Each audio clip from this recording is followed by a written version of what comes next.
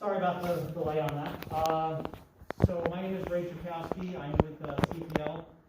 Been working with commissioners now for quite some time, and we appreciate everyone coming out tonight to take a look at the proposed project associated with building a new addition onto this building as far as an apparatus build. So this evening, it's one of three meetings that we're having for the public. I know that the fire district has gone ahead and gone door to door as best as they can to hand out a flyer with some general information. Tonight what we're going to do is we're going to provide a little more information regarding the proposed project and some of the steps that have led us to where we are. We actually were here back in the March time frame when COVID first hit, and the commissioners at that time postponed all action. Since then, we've revisited and decided, the commissioners have decided to move forward with the vote, which will be taking place on December 8th. So again, today, I'm going to go over the project. We also are going to have folks and encourage folks, as you leave, to actually walk through the apparatus area as well, so that way you can see the existing apparatus bay and the equipment that's being used and some of the constraints that the fire district is dealing with.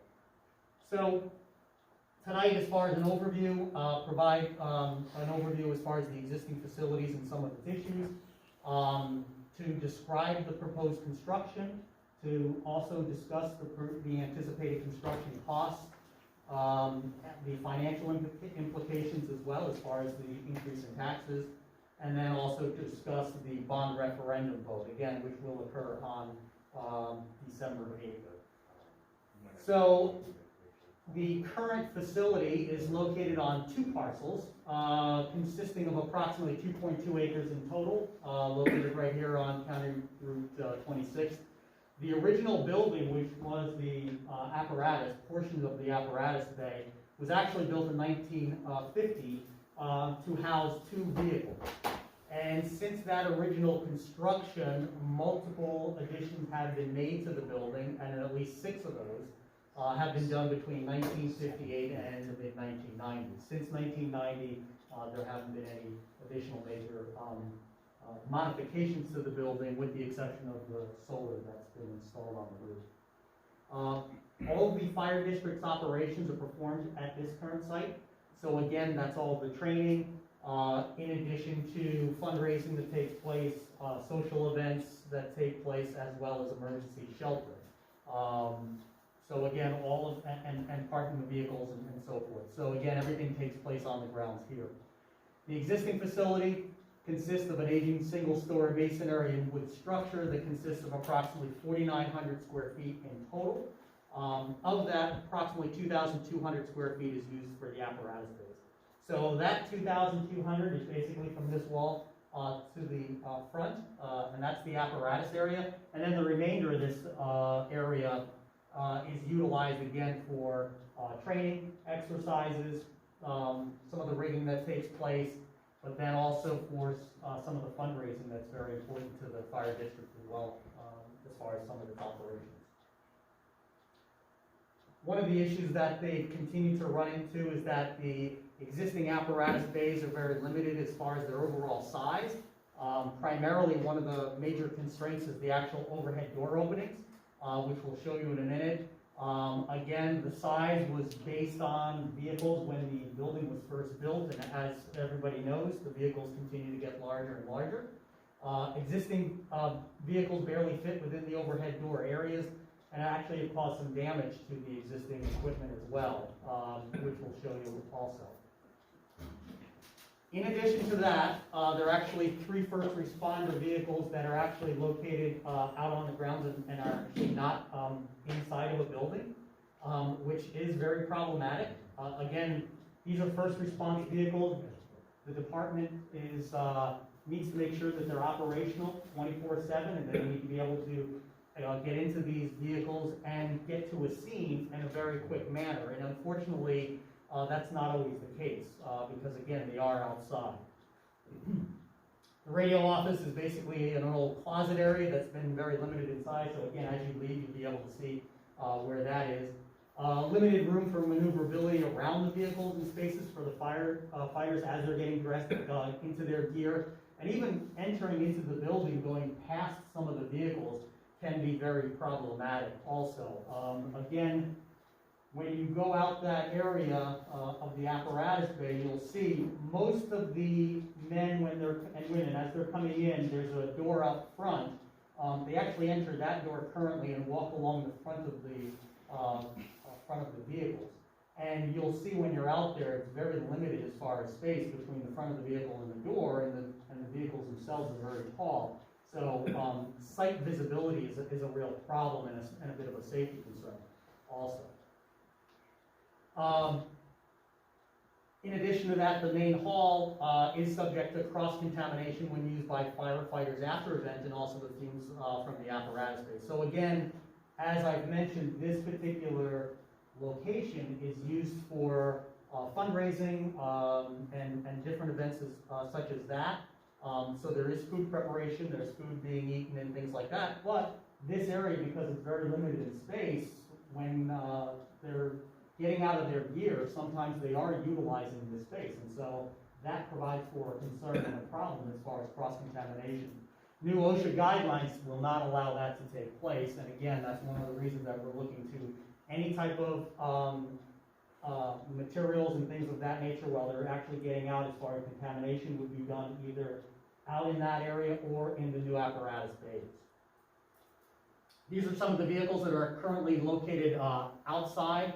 You can actually see, so again, this is under the pavilion as far as the boat itself, and unfortunately, one of the main vehicles that's utilized for the river activities, as far as that's concerned, where they keep a lot of that equipment, is actually located outside, again, under snow at some points, and at some points they actually had to utilize jumper cables because, again, it has not been maintained within the building itself. As I mentioned before, the vehicles themselves, again, over time have changed. So this is actually a picture, I believe, of one of the first vehicles that Stuyvesant had obtained back in the 50s. And on the bottom, this is one of the more recent vehicles. So again, just when you look at the overall size of the vehicle, as it pertains to the apparatus bays and maneuverability, they become quite large, and again, that's one of the main issues. It's also become challenging, not only for the men as they're getting dressed and that sort of thing, but obviously, first responders want to make a quick exit. It's important, but it's very limited as far as that space. And this, my apologies, because it's not as bright as with the other projector, but you can see there's actually a mirror here that's just about hitting the side of the jam there off of that particular truck. And you can see very limited space as far as the jam as well as over the top of the vehicles. And that becomes problematic when it comes time to order new vehicles, because in some instances vehicles need to be specially ordered on special chassis, limiting their height and their width. So again, that becomes a cost consideration as equipment gets ordered in the future. Again, taking a look at the apparatus, the current apparatus bay, you've got vehicles when maintenance is being done. The hood is up, limited as far as the ability of being able to walk around that particular vehicle during maintenance. So again, it just makes it more problematic as they're walking around. You can see in this instance here, because of the proximity of other equipment within the bays, they have these sliding drawers, if you would, outside of the doors, and they're not able to extend those completely. So again, taking pieces of equipment in and out of vehicles is problematic. Here they have some of their oxygen tanks that they're contending with, but again, very limited as far as the room to be able to maneuver around. And again, all of their gear is being hung in the space that's available, and it's quite cluttered and problematic as far as the men being able to work efficiently and in a timely manner. So again, you can see very similar. And if you walk out afterwards, you'll see firsthand exactly how that is a problem.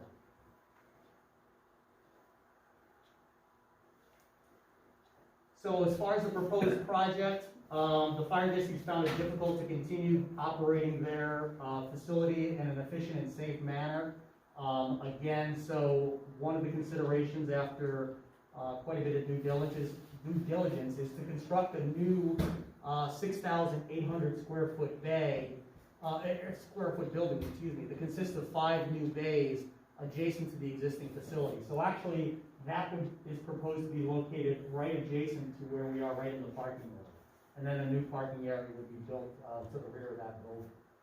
During the construction, one of the things that we looked at as well as part of that due diligence is making sure that versus a renovation of this building, which is problematic in and of itself based on the way the structure is originally built, and it provides many limitations as far as being able to expand or allow for larger openings based on the masonry openings and so forth.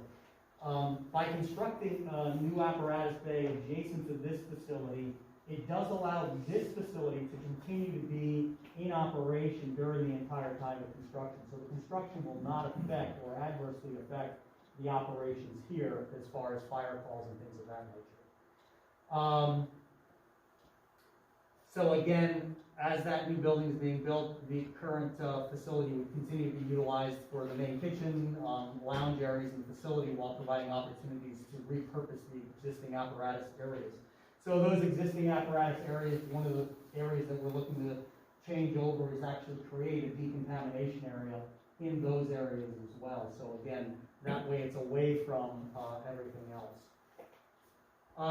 This process actually started several years ago, back in 2017, when our firm CPL worked with the commissioners to conduct a needs assessment to identify the scope of the project. And during that time, we did look at the potential of renovating this particular building to meet the needs. But recognized based on the fact that this building has had numerous additions made to it, which has complicated the ability of expanding upon it. It can be done, but at the end of the day, in some instances, it would end up being more cost prohibitive as well. So again, that's one of the reasons for looking at the new addition right next to it. We provided for several sketches and layouts, and the commissioners and company had provided input over the last year and a half regarding that. During that time, project estimates were put together at each stage, and the commissioners actually looked at and implemented some cost savings measures to try to reduce building size as best as we could in order to bring this project down in budget overall. As we gained closer and the commissioners felt comfortable about moving forward with a project as far as a cost as well as a building that they were happy with, we actually engaged bond counsel, and the fire commissioners conducted the required secret process, bonding, and referendum votes, and that actually was done last spring. But again, because of COVID and what took place, that was temporarily put on hold, and then the commissioners revisited that process again this past fall, again setting a new bond referendum date. So this is just a very simple site plan. You have 26 beds here. North is to the top of the page. You have the existing building here. The apparatus bay currently is located in the front. There's asphalt area in front of that. And then right now, this is the current parking area. The new addition would be placed adjacent to this existing building. And actually, part of the proposal is to create this breezeway, if you would. So you would actually have your main entrance coming into the area here, at which time you could either go into the existing building, which would head right into this room, or go into the apparatus, the new apparatus bay. As part of the construction, the new construction would include new parking area, which would include drainage to make sure that we're taking care of all surface water, because again, this currently is wet back in this area, so we do recognize that. We do recognize that we'll have to make some improvements to that as well. In addition to that, will be connecting into the existing septic and then expanding upon the water system as well, to feed the new building also. So the costs do include some of those items. As we've talked, we're probably gonna, firm this up a little bit more, but basically this will become again a large parking area in the front where the grass is. That grass will be removed. So again, that'll allow the trucks to be pulled out completely in front of the building. One of the small refinements that we still believe we'll be working on is to remove this area here and create more of a grass area. So that way, you'll have the public coming in the back and not parking in the front of the building at all. So the front would be limited to the trucks only. As far as the look of the building, this is just a schematic rendering of the proposed building. So at the current time, this is the existing building here. Each one of these areas here currently has the overhead doors. So as part of this project, again, those overhead doors would be removed and there would be infill placed and windows into that existing building. This is that connector piece that I had talked about, which would be the main entrance to the building, if you would. And then once you can enter there, you can again turn to your left to go into the apparatus, turn to your right to go into the existing building. There'll be another door to the back of that where you could actually then go into the back area of the facility as well. Same thing as if the parking is into the rear, they'd be entering from that back door to get into the buildings also. But here you see 5 bays. We worked with the commissioners, and many of the ideas came from the commissioners as far as breaking it up from a traditional metal building. So it is anticipated that it would be a metal building construction. Metal siding, metal roofing, standing seam metal roofing. To try to spruce that up a bit, we did try to break up the front of that building architecturally, added some architectural features to help beautify the building a bit overall. And then in addition to that, we anticipate placing some masonry along the bottom to break up the scale of the building as well. My apologies as far as the layout, but basically you have 5 bays. This is the front of the building. They'll have overhead doors along the front. There'll actually be 2 overhead doors in the back as well. It's anticipated that this last bay would be large enough so you could actually have the boat and the truck parked inside at any given time. You then have the remainder of the vehicles being placed inside as well. So at that point, all of the vehicles would be in the garage under cover. We have a turnout room as well. We then also have men's and women's bathrooms and shower as far as that's concerned as well. Up above, since there is a little room up above this, we're actually creating a mezzanine level just for storage. Okay, so that way they'll be able to put some storage up above as well. And from there you have this connecting portion of the building, again, 2 doorways. This one comes straight across into the doorway here, and then the other one goes to a doorway closer to the front by the apparatus. We're placing another door there.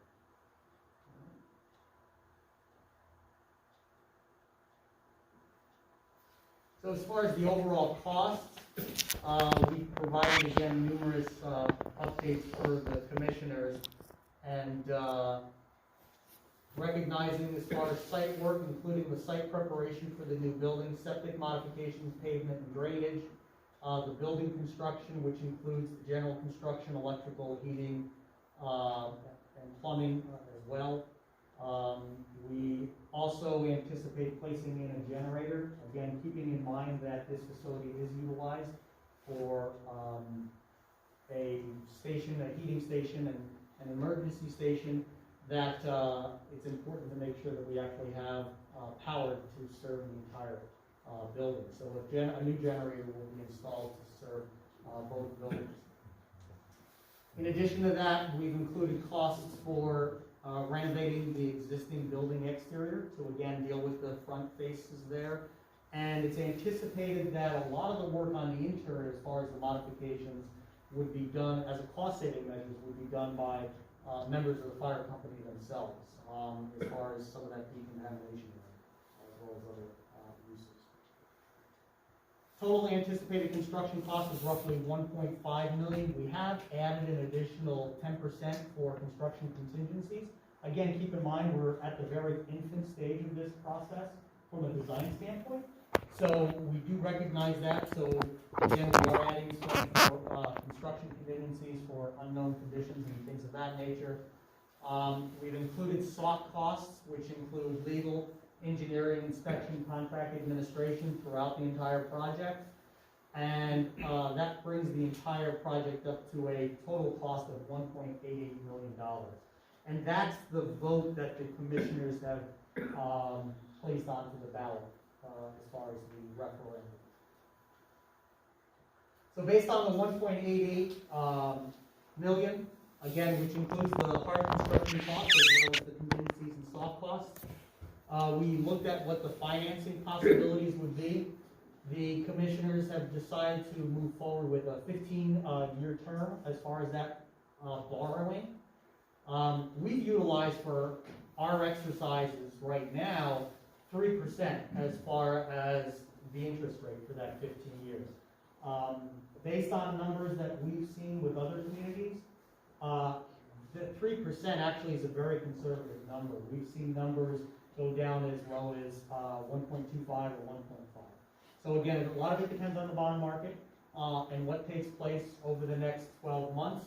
But we didn't want to undershoot the project, so we wanted to make sure that we were conservative in our expectations, as well as what estimating what the tax impact would be to the taxpayers. So annual payment based on the 1.88 million at 3% for the 15 years, an annual payment that the district has to pay out every year would be, for those 15 years, would be $157,481. So that's principal and interest inclusive. Okay. What that means to the taxpayer is $1.04 increase on an annual basis based on $1,000 of assessed valuation. So if you take your property value and your assessed value that you have on your tax bill and so forth, your fire district tax will go up $1.04. So as an example, we've done the math for you in this instance. For these examples, if you have a valuation currently at $150,000 for your land and house, that means that the increase will be $155.82. If you have a home of $200,000 valuation, the increase would be $207,076. $250,000 valuation would be $259.70 increase. And those are the same figures that were provided on the informational sheet that was provided as well. And I think there are extra copies in the back if anybody's interested. So that's the tax impact. And again, that's for anybody that's obviously located within the district. So as I had mentioned, the commissioners early on in the process had actually gone to the town board for the town of Stuyvesant, just to keep the town board involved as well, just to let them know what was taking place. So actually that was done back in March, and that was the second presentation that was made. First presentation was made to the fire district members. On March 12th, the commissioners and myself attended a town board meeting and presented this project to the town board. We then had 2 additional meetings set up, I believe, after that, and that's when COVID came in and shut everything down. More recently, the board has identified, obviously tonight, as far as the first informational meeting, and there will be 2 additional informational meetings on this upcoming Saturday, the 5th, one at 10 a.m., and then a second one at 12 o'clock. And the reason that the commissioners wanted to break this up is, again, understanding the situation that we're in as far as COVID, understanding social distancing, understanding that people are interested potentially in the project. We've tried to keep people informed as this goes on. We wanted to be able to break it up into smaller groups so that way people could come and gain a little more information on the project and or ask questions. So I'll answer any questions that I can at the end of this. After Saturday, the referendum vote takes place on Tuesday night. So that's this upcoming Tuesday night. Again, allowing any of the folks that are within, any of the taxpayers that are, and voters that are within the fire district to become part of that decision-making process. The special vote takes place here at this facility, and that starts at 6 p.m. and ends at 9 p.m. And I believe that not only is the referendum vote taking place, but I believe that that's the normal vote for commissioners' positions as well. Correct? Yes. Yep. So that'll be happening the same night. So if you're coming for the referendum vote, you'll be able to vote on those as well. So what that means is this is the actual copy of the referendum. So this is the question that is going to be asked on that ballot, and it's a yes or no. So again, the resolution authorizing the construction of an addition to and renovation of the Stuyvesant Fire District No. 1 firehouse at the estimated maximum cost of $1.88 million with a period of probable usefulness of 15 years, authorizing the issuance of serial bonds of the Stuyvesant Fire District No. 1 in the town of Stuyvesant, Columbia County, New York, and an aggregate principal not to exceed $1.88 million pursuant to the local finance law to finance such costs, and delegating certain powers in connection therewith to the fire district treasurer. I didn't put that together, that was the let me just explain this portion here as far as the probable usefulness. So under New York State finance law, depending on the type of construction of the building, that dictates how long a municipal entity, and in this case the fire district, can finance that particular project. A metal building in and of itself, okay, can go out as high as 25 years. If it's a wood building, or any portion of the building being wood, or if it involves renovation of a building that contains wood, you can only finance that for 15 years.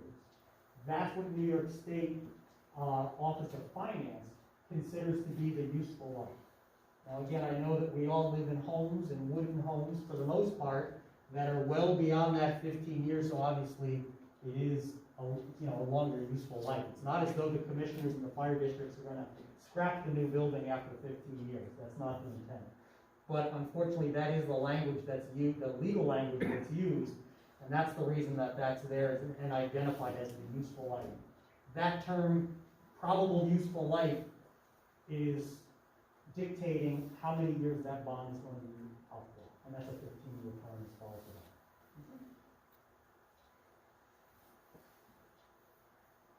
So at this point, I'll leave it up to the public. Are there any questions that I potentially could answer? If you have any questions, if you could just speak up. We're recording the meeting. This way, if anybody has repeat questions. You said the septic system. What are you doing to the septic system totally? Because I was commissioner here for quite a few years, and that's never been updated as far as I know.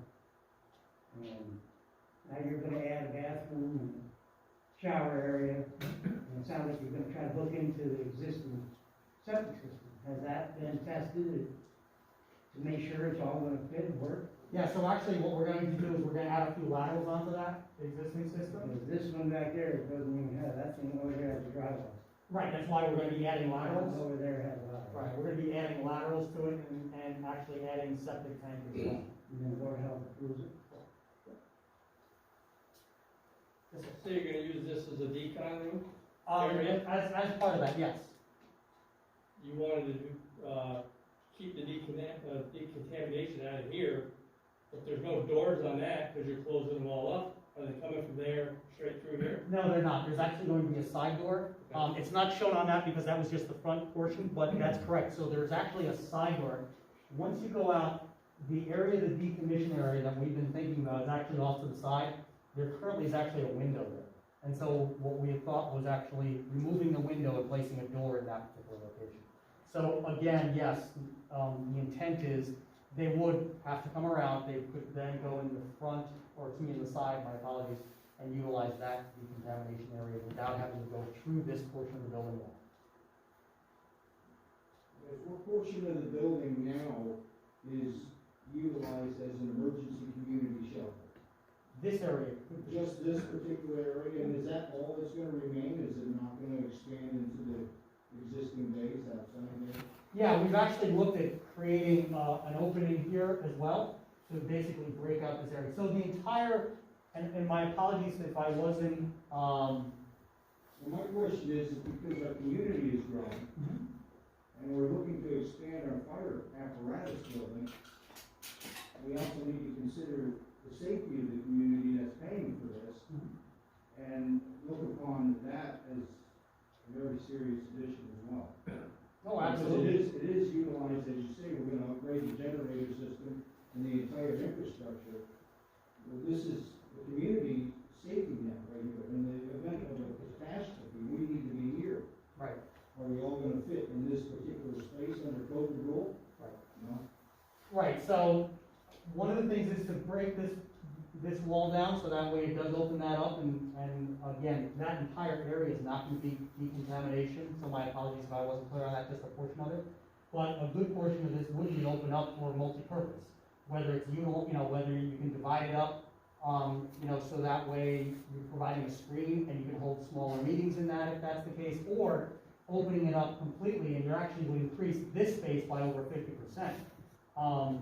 The other thing that can be done, again, not saying that it would be, but depending upon the type of an emergency as well, because we will have electric, because we will have heat in the other building, not saying it's quote emergency, but as a warming station or something like that, if this becomes too full, you can then bring some of the apparatus out of the garage and utilize some of that space as well, as a warming unit or something of that nature. Just be flexible as far as the space. But this space here, we do anticipate opening up this space so this community area does become larger, because we do recognize, actually, like many municipalities, many townships in rural areas such as ours, and what we have here in Columbia County, I live in Livingston, the fire company does become that community entity, I mean, if you want to be able to rent out a space or something like that, there are not a lot of options, and a lot of times it falls back onto the ability of going to the fire company. Exactly. I live here, as we all do. And my son and his family of five are looking to invest into a legacy here in this town. And that's 3 children that we're looking to bring up here. So, very concerned about this. Understood. Listen. So, I know that the plans for the newer addition is pretty laid out, and your usage is pretty laid out, but do you have specifics for this space here, or is that evolving? Yeah, we do have some ideas of what we were proposing to do. We know that we're going to be doing the decontamination. Right. We also know that for a large portion of this, basically coming straight this way, I think it's the second and third bay out of the 4 bays, that would become additional space that could be utilized for community room also. And then there's another bay, the 4th bay. We were looking at dividing that up potentially into office space or something of that nature. So you basically have some set plans? for We do, this? yes. They haven't been final, again, like I said, we're in the infancy stage, we haven't finalized those completely, but those are some of the ideas that we have put down on paper so far. And again, keep in mind, my apologies, the commissioners as well as the company, as part of this project, the contractors are going to go ahead and take care of the front of the building as far as making it weather tight. The commissioners and the company, they want to take on doing some of those renovations to save money as far as the interior of the building, once it's weather tight, to kind of save money. Thank you. Do you know of any anticipated purchasing in the near future of additional trucks? I don't know what the age of the trucks are that they have here, but that also would be put on our track if they needed. So we've got plenty of space now, I bet you they're gonna need one. Well, I can tell you that, and again, and I'll leave that up to the commissioners if they want to answer that. I can tell you the building itself, okay, we do anticipate obviously moving all of the current equipment, including the units that are outside, to fit inside of that new building. I'm not aware, and again, I'm not sure what the commissioners, as far as whether there are plans as far as any additional equipment replacement. As our budget is, as it is now, we're anticipating, purchasing a new truck down the road somewhere. But that's all covered, not under this project. Oh, okay. We're coming into this, we're, just finding out about all this, so, but how come there's no grants or anything like that, that's how we finance this? Yeah, actually, we're looking at grants. Grants are very competitive, and unfortunately, during COVID and things of that nature, with all of the budget cuts at the state level and at the federal level, they're becoming more and more problematic. So actually, we are looking at the potential of seeking state funding through member items.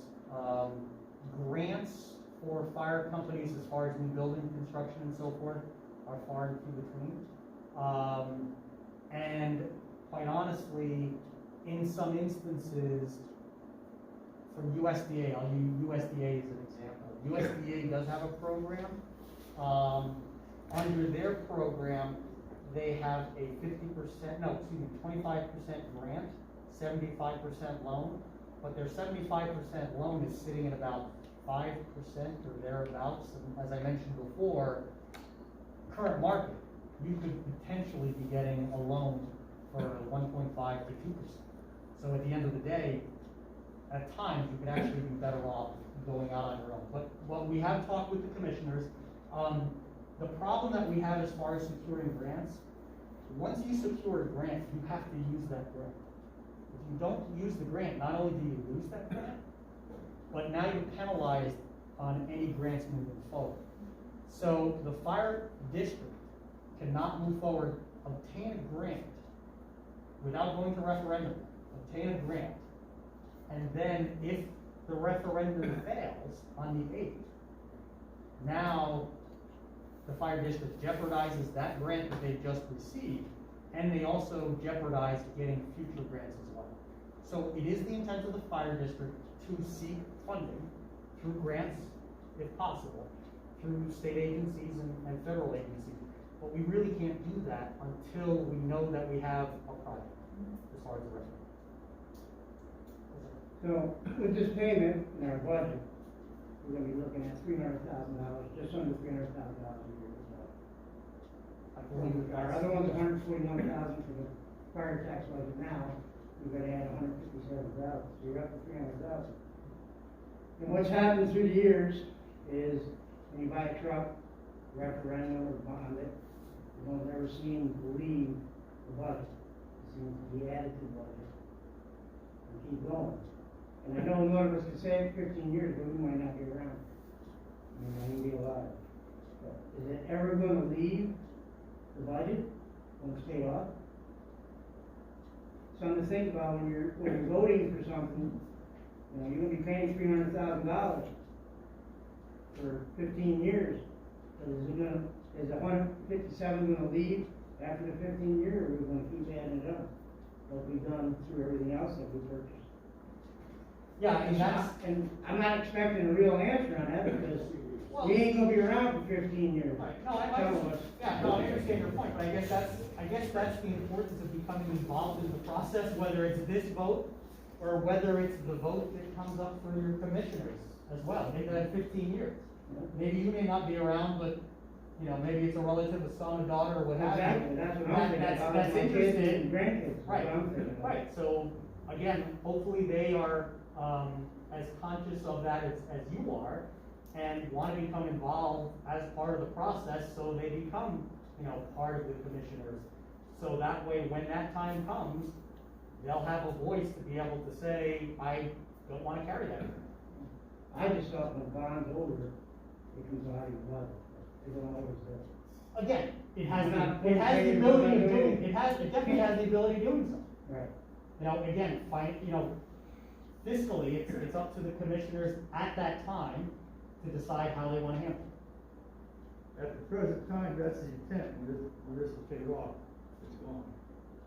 no longer, well, that's what it said. And I thought that's what the trucks were too, when the trucks are paid off, it disappears. Well, So that ain't happening. And Well, in some instances, and again, I can tell you at least from what I've seen with other districts, and I'm not specific to this district at all, but what I've seen with other districts is, as you know, vehicles are on a rotating, try to be on a rotating basis, so you're not replacing. Usually you flip it over and you buy another one. Exactly, right. And I don't have a problem with it. Right, and again, If that's you're not why. buying one, then why aren't you giving it back?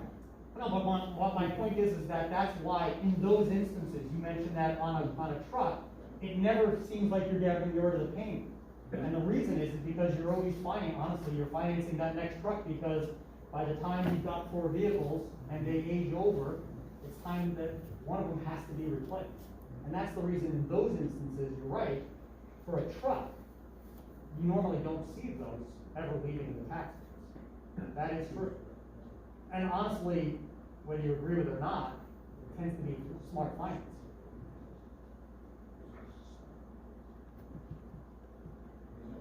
Any other questions?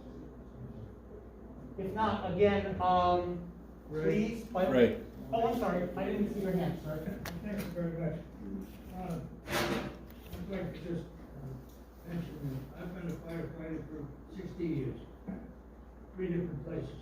On Long Island for 37, I was a chief down there, commissioner, all kinds of stuff like that. Moved upstate in Rochester, New York, I was over there for 2 years and was going back over to this territory. I am currently, unfortunately, I had a serious heart surgery a few years ago. My next birthday party will be for 72. I'll see if I can get there. But like I say, I've had 60 years total, so I've kind of been around the track. I'm currently a life member of the department on the island and also in Glacier, where I lived until we bought our house over here on, over Somerset. We're very happy here. I stopped by the firehouse, got to know quite a few of the folks. They are a very good outfit here. I take my hat off to them. What they're dealing with, their equipment is pretty well up to date, like you said, he's gonna turn over. But I wanna tell you about one incident we had on the island, where we had a fireman lost his life responding to a fire at the station because of cramped situation. We all try to get, and nobody knows what sequence you're gonna come to the firehouse if you're around the corner when that horn goes off, it'll be there pretty soon. It might come a little bit later. We've run into a situation over in Glacier, like I say, I'm a life member there too, where we moved all of our entrance into the fire station when it's a call. We used to wind up parking out front when I first came there. Now we use the parking lot out the back, so everybody comes in a safe method in the rear of the building, and we've just finished overhauling our ladder bay and moving all of our turnout gear to a safe spot next to the trucks, not behind it, or next to it. So I know that's pretty much in the works here, because we've got good thinking guys here. So the safety issue for the firefighters, I think they're really addressing it very well.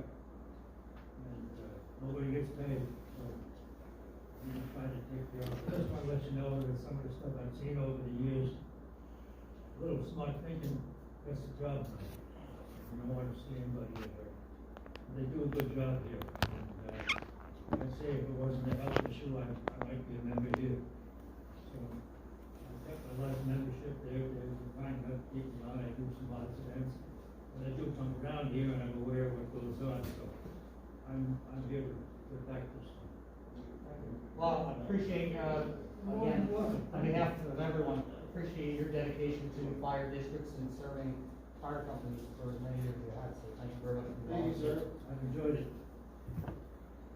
And I appreciate the comments regarding safety, because obviously, safety is number one, and, there's no question about it. Obviously for the responders as they're heading out, but that's the number one priority.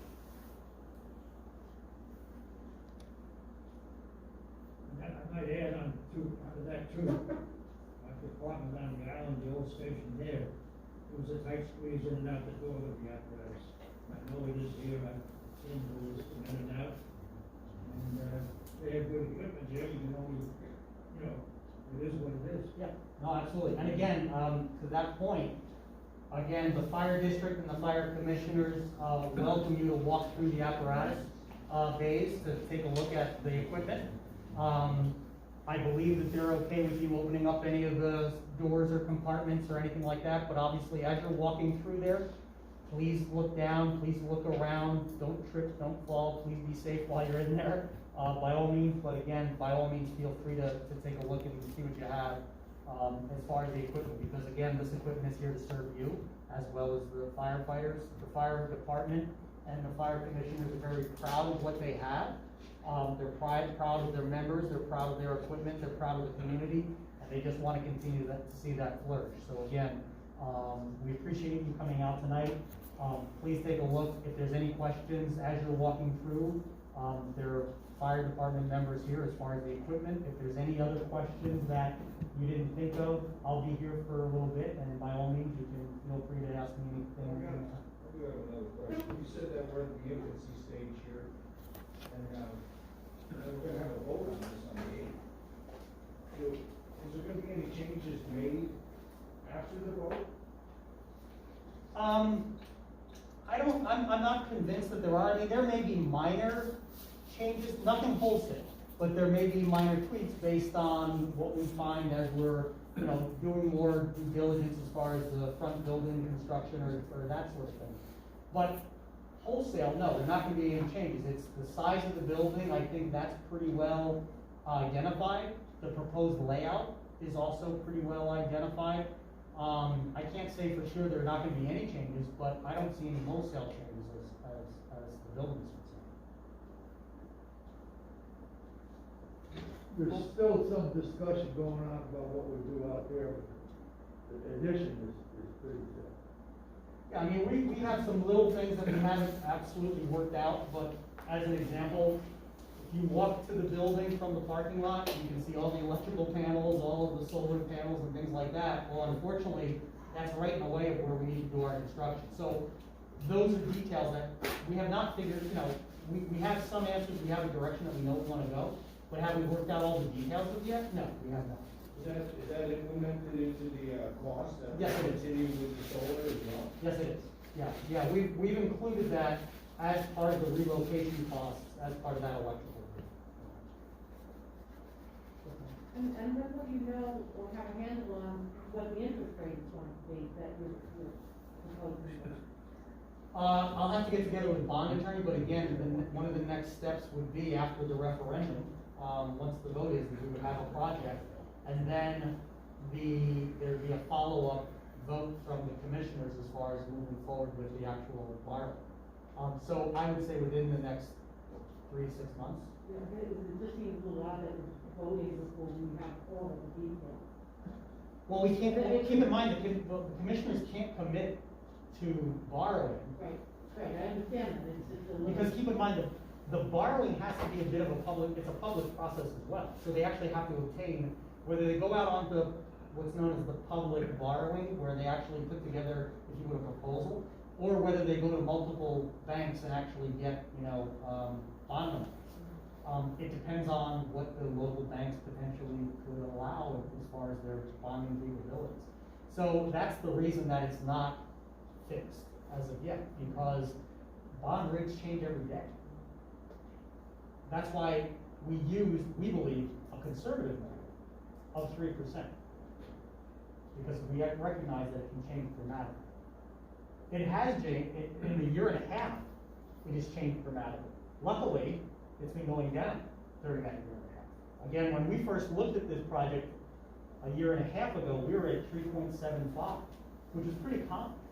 And that was not a conservative number. Those were actually based on other municipalities that I was dealing with and some of the borrowings they were doing. So a year and a half ago, we were at 3.75 as far as borrowing. I have seen municipalities, again, go down 1.5, 1.25, 1.75, 2%, depending upon the dollar. Well, we can't get there without this bond vote. Without a referendum, you can't get to, you won't be able to get, you will not be able to, the commissioners cannot enter into an agreement, if you would, okay, as far as that borrow. They can't do it. without the referendum. That's the reason for the referendum, and that's why it's placed on the shoulders of the voters. What we can do is provide you the best guesses, okay, or the best information that we have at the time. And again, we believe we're doing that, and we actually believe that we're being conservative as far as the number goes. That being said, if we go back, the cap for the commissioners, okay, is this 1.88 million. So they cannot go for a borrowing more than the 88 million. They are limited to that cap. So I just want to make sure. Yeah, right. So even though the interest rates may change and they may go down, that's great. That doesn't mean because the interest rates go down that commissioners can go ahead and borrow an extra million. I want to just make sure everybody understands. The limit is the 1.8 million, 88 million as far as the actual dollar amount of the borrow. The limit on that is 1.88 at 15 years. Correct. Is there enough money in the regular budget to maintain that building, heat it, electric, do everything normal, with a normal? Yeah, we've looked at some projections as far as, the building itself and what the costs were. So there will need to be some budget adjustments, not dramatic though, quite honestly. It's a much more efficient building than what you're dealing with here. Keep in mind, when this building was built, fortunately, back in the 50s, insulation was an afterthought.